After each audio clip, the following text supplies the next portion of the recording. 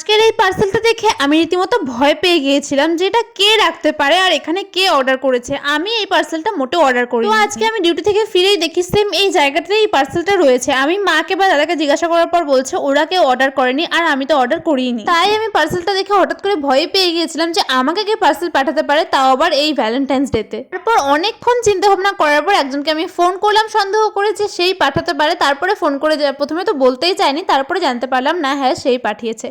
তো এটা একটা কম্বো প্যাক ছিল, যেখানে ছিল একটা ফার্স্টে ওটা কি জানি না একটা ছোট শিশির মধ্যে, বাট দেখতে বেশ কিউট লাগছিল। তারপর ছিল দুটো রিং, যেটা একটা ছেলে আর একটা মেয়ের, যেহেতু আমি একাই তাই আমি দু হাতে দুটো পরে নিয়েছি। আর ছিল একটা ওয়াটার বটল। প্রথমে যে ছোট্ট শিশিটা দেখালাম কিউট, ওটার মধ্যে ছিল এই কাগজটা, যেটা দেখে আমি একটু প্র্যাঙ্কি হয়ে গেছি, মানে নিজের ওপরই প্র্যাঙ্ক হয়ে গেছে আমার। ভেবেছিলাম এখানে কিছু লেখা আছে, খুলে দেখি এটা তো ব্ল্যাঙ্ক পেপার, বাট ওখানে কেন দিয়েছে আমি বুঝলাম না। তো যাই হোক, যে পাঠিয়েছো তাকে থ্যাংক ইউ সো মাচ এই গিফটটার জন্য, অনেক সুন্দর ছিল জিনিসটা।